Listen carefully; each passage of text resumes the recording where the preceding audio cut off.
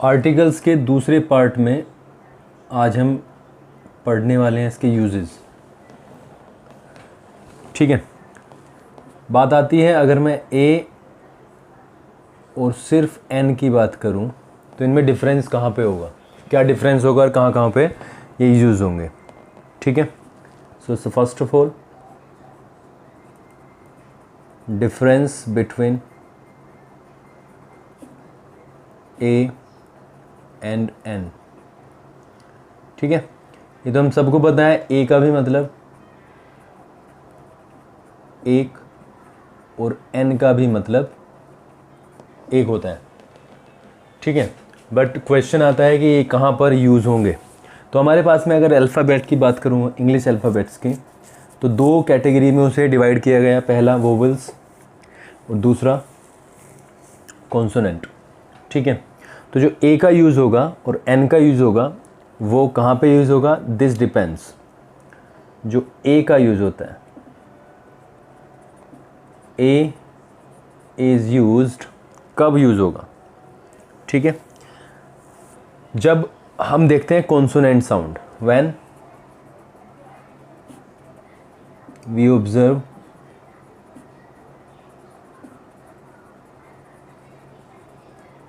Consonant sound. ठीक है, जो ध्वनि होती है वो क्या हो, कॉन्सोनेंट हो। And an is used when we observe vowel sound. ठीक है, अगर मैं वोवेल्स की बात करूं तो 5 vowels we are there, A, E, I, O, U. इनसे एक ध्वनि से हम उच्चारण कहते हैं वो बाहर आती है। और फिर हमें सबसे इम्पोर्टेंट बात पे जिस पे ध्यान देना है वो है हिंदी का उच्चारण। अगर हिंदी का उच्चारण हिंदी के वोवेल्स का है तो हम एन का यूज़ करते हैं, अदरवाइज़ हम ए का यूज़ करते हैं। इसमें भी कई चीज़ें हमारे सामने आती हैं। मैं एग्जांपल्स के रूप में आपको यहाँ पे समझाता हूँ, दोनों ही चीज़ हो गए। देखो, car, a car, boy, a boy, bat, a bat, cricket, cricket के गेम में ball, a ball, a house. ठीक है, अ लेडी, अ मैन। तो यहाँ पे हम सारी चीज़ों में क्या देखते हैं, जो साउंड आया वो कॉन्सोनेंट साउंड है, एच। ठीक है, दूसरा एक ग्रुप लेते हैं एग्जांपल्स का। देखो, एन एप्पल, ठीक है, एन ऑरेंज, एन आंट। ठीक है, तो ये अगर हम देखते हैं ए, ई, आई, ओ, यू, जैसे एन इंक पोट। ठीक है, एन अम्ब्रेला। तो हम यहाँ पे ऑब्जर्व करते हैं कि जो साउंड है वो क्या आ रहा है, वो आता है वोवेल साउंड। तो हमने क्या यूज़ किया, एन का यूज़ किया।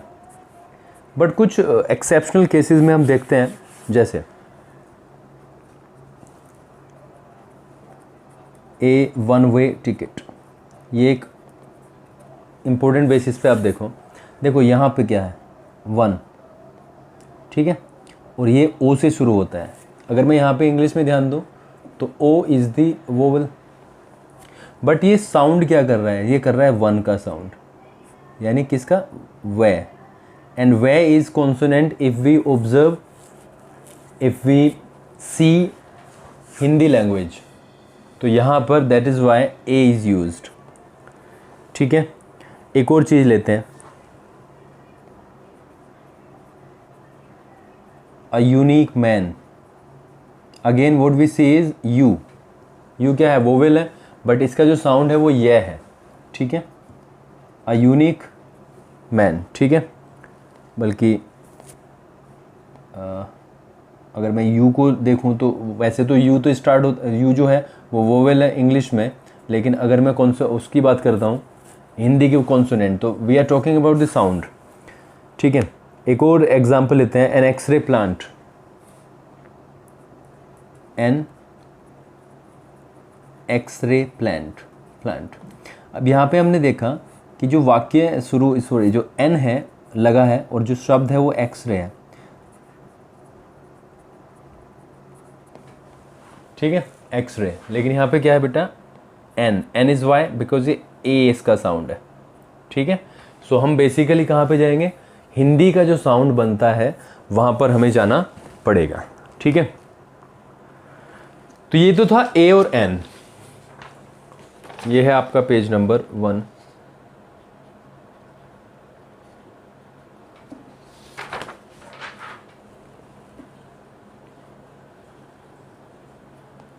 पेज नंबर 2, पेज नंबर 2 में हम देखते हैं यूजेस ऑफ द। ठीक है, ये कहाँ कहाँ पे यूज होता है, देखो ये सिंगुलर,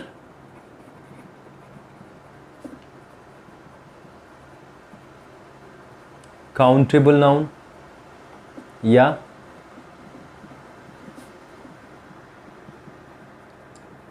प्लूरल काउंटेबल नाउन या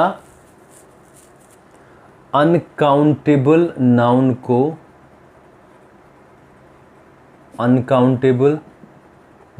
को डेफिनेट बनाने के लिए। ठीक है, अनकाउंटेबल नाउन वो नाउन्स जिनको हम गिन नहीं सकते, उनको डेफिनेट मतलब निश्चित करने के लिए हम दा का यूज़ करते हैं। इसके अलावा सिंगुलर नाउन को और प्लूरल नाउन के साथ हम दा का यूज़ करते हैं। ठीक है, कुछ एग्जांपल्स लेते हैं। जैसे फर्स्ट एग्जांपल है, you are the man who help me. You are the man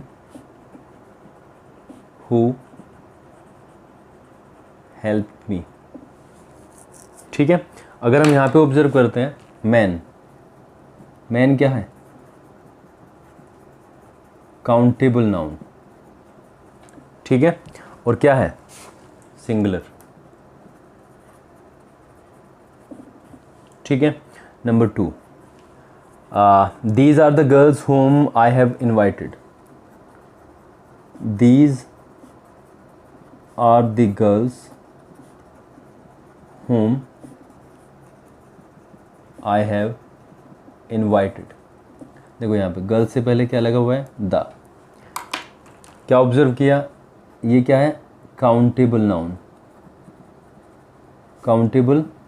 noun है, लेकिन अब की बार क्या है, प्लूरल है। तो दोनों में काउंटेबल नाउन्स में दोनों में दा का यूज़ हुआ।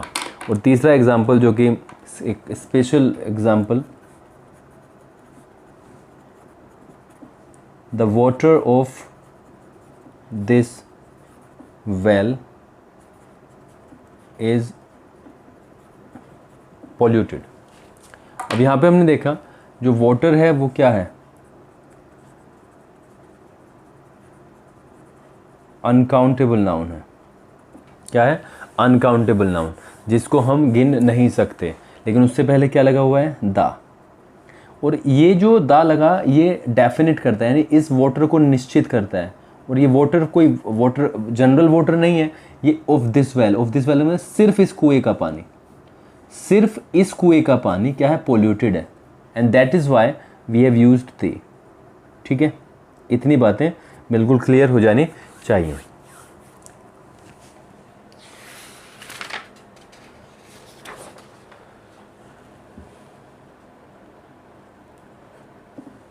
चीज़ें बहुत लंबे और लंबे सेशंस में डिस्कशन करेंगे, लेकिन उससे पहले ये सिर्फ इंट्रोडक्टरी लेवल पे सारा कुछ हो रहा है। Some important uses of the देखते हैं। सम इम्पोर्टेंट यूजेस ऑफ दा। ठीक है, देखो अगर मैं यहाँ पे लिखना स्टार्ट करता हूँ, नदियों के नाम,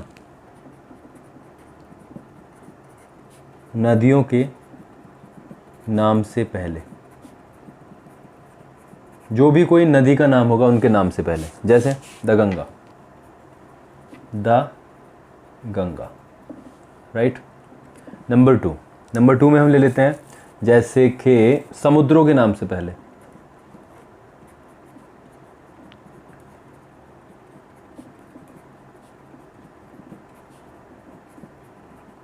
जो भी समुद्र के नाम है उनके नाम से पहले, जैसे अरेबियन सी, द अरेबियन सी। ठीक है, नंबर 3 पे हम ले लेते हैं महासागरों के नाम से पहले, जो महासागर हैं, महासागरों के नाम से पहले दा का यूज़ होगा। जैसे महासागर में हम ले लेते हैं द इंडियन ओशियन। ठीक है, द अटलांटिक ले लेते हैं।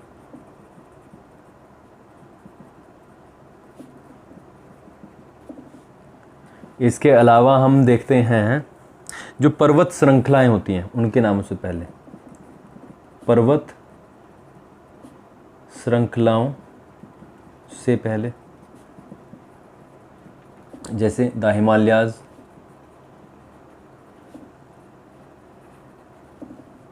ठीक है, इनके नामों से पहले। इसके अलावा भौगोलिक दशाओं के नामों से पहले, भौगोलिक दशाओं से पहले, जैसे द ईस्ट, द वेस्ट। ठीक है, इनसे पहले हो जाएगा ईस्ट वेस्ट से पहले। इसके अलावा हम द्वीप समूहों के नाम से पहले यूज़ करते हैं।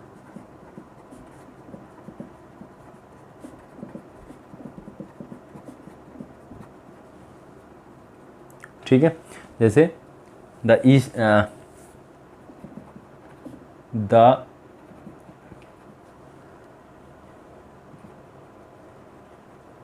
एंड निकोबार्स।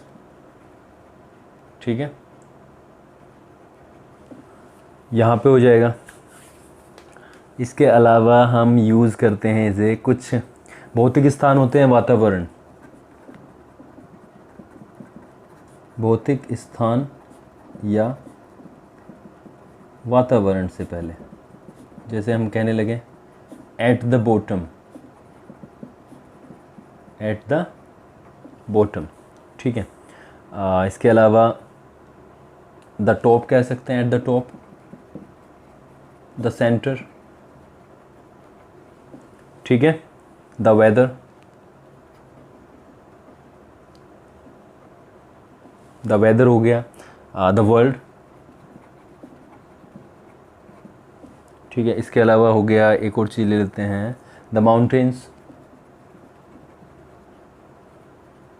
तो इस तरीके के नामों से पहले भी हम दा का यूज़ करते हैं। ठीक है, इसके अलावा एक और चीज़ में सुपरलेटिव डिग्री के एडजेक्टिव से पहले दा का यूज़ होगा। सुपरलेटिव एडजेक्टिव के पहले, सुपरलेटिव डिग्री का जो एडजेक्टिव होगा,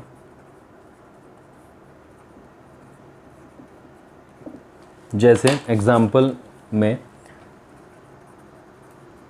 she is the tallest girl in the class.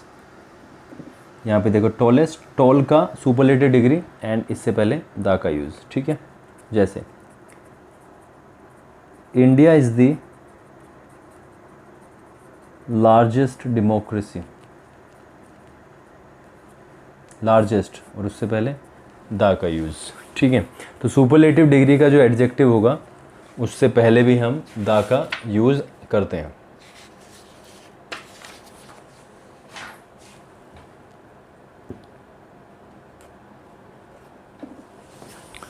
इसके अलावा एक चीज़ यहाँ पर नोट करिए, कंपैरेटिव डिग्री के बाद यदि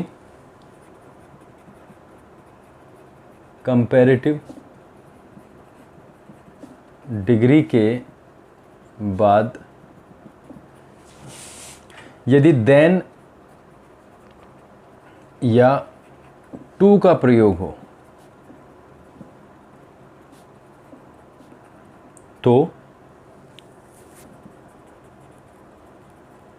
कंपैरेटिव डिग्री के एडजेक्टिव से पहले द का यूज़ नहीं होगा। ठीक है, द का यूज़ नहीं होगा। जैसे एग्जांपल लेते हैं, he is better than you. देखो कंपैरेटिव डिग्री का एडजेक्टिव हो गया, उसके बाद में देन, और उससे पहले कोई भी द का यूज़ नहीं होगा। इसको ऐसे लिखना is absolutely wrong, he is the better than you. तो ये गलत है एंड दिस इज़ करेक्ट। लेकिन इसमें एक चीज़ हम देखेंगे जो कि बहुत ही इम्पोर्टेंट है, वो है यदि कंपैरेटिव डिग्री के एडजेक्टिव के बाद ऑफ द टू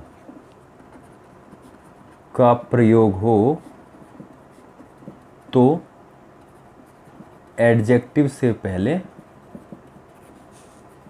द का यूज़ होगा। ठीक है, इसको इंपॉर्टेंट बेसिस पे समझ के चलो। अगर कंपैरेटिव डिग्री के एडजेक्टिव के बाद में द का ऑफ द टू का यूज़ हो तो एडजेक्टिव से पहले हम द का यूज़ करेंगे। अब इसी एग्जांपल को ले लेता हूँ, he is better of the two. तो यहाँ पे देखो बेटर के बाद में क्या यूज़ हुआ है, ऑफ द टू, तो इससे पहले यहाँ पे द लगाना इज़ मोर इम्पोर्टेंट। ठीक है, जैसे दूसरा ले लेते हैं, he is the faster of the two boys.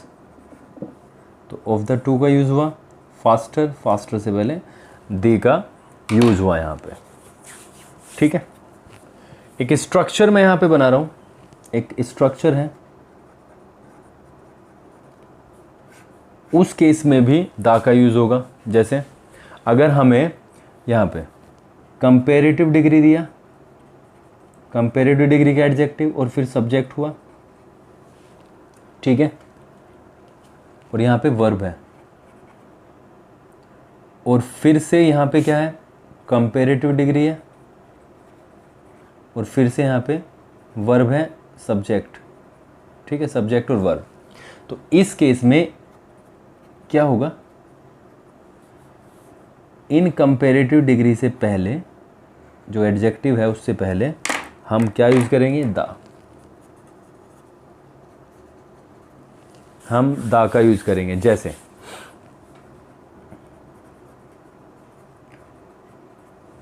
More he gets, more he wants, ये है हमारे पास में एग्जाम्पल। तो यहाँ पे हमने देखा एडजेक्टिव, कंपैरेटिव डिग्री का, subject, verb, again comparative degree का एडजेक्टिव, सब्जेक्ट और वर्ब। तो इस केस में हम क्या लगा देंगे इसमें, the more he gets, the more he wants, the more he gets, the more he wants. ठीक है, इसका एग्जाम्पल नंबर 2 देखते हैं। ये पहला एग्जाम्पल, ये दूसरा एग्जाम्पल। ठीक है, एग्जाम्पल है दूसरा,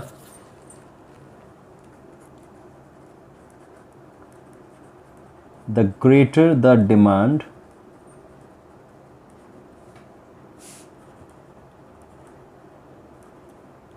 higher the price. The greater the demand higher the price. क्या गलती है इसमें, देखो वही चीज़ बन रही है लेकिन यहाँ पे द का यूज़ नहीं हुआ, तो यहाँ पे the greater the demand the higher the price. तो इस कंस्ट्रक्शन में, इस पूरे सीक्वेंस में भी आपको दा का यूज़ करना पड़ेगा। ठीक है, चलो जी एक दो चीज़ें और देखते हैं इसमें इंपॉर्टेंट बेसिस पे। ऑर्डिनल एडजेक्टिव होते हैं, ऑर्डिनल एडजेक्टिव के पहले दा का प्रयोग किया जाता है, ऑर्डिनल एडजेक्टिव के पहले दा का यूज़ होता है। ऑर्डिनल का मतलब क्रमवाचक, first, second, third, fourth, fifth, sixth, 1 2 3 4। ठीक है, जैसे who was the first president of India, तो फर्स्ट है और उसके पहले द का यूज़ किया जाएगा। ठीक है, नाउ एक और चीज़ देखते हैं, वो है अगर इस तरीके का एक कंस्ट्रक्शन आया आपके पास में, नाउन ऑफ नाउन का प्रयोग होने पर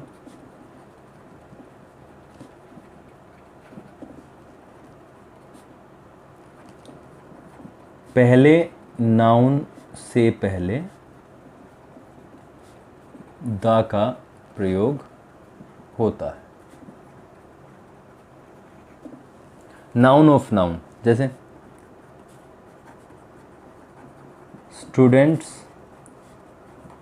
of this class are naughty, ये है, हमने देखा, देखो नाउन है,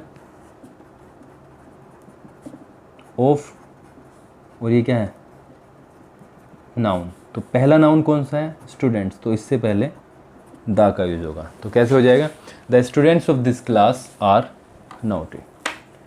ठीक है, एक और एग्जांपल लेते हैं, example number 2।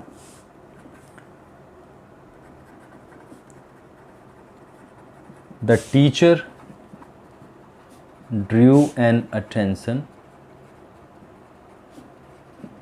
of the boys to the importance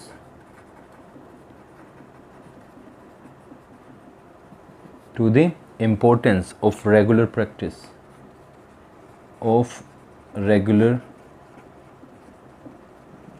अब यहाँ पे हम देखते हैं the teacher drew an attention, a attention, A का साउंड हो रहा है तो एन लगना इज गुड, एन तो लगना ही है, बट हमने देखा अटेंशन इज नाउन और यहाँ पे ऑफ बॉयज़ भी क्या है, नाउन। तो नाउन ऑफ नाउन का यूज़ हुआ, तो उससे पहले यानी कि पहला जो नाउन है उसके पहले क्या यूज़ होगा, द।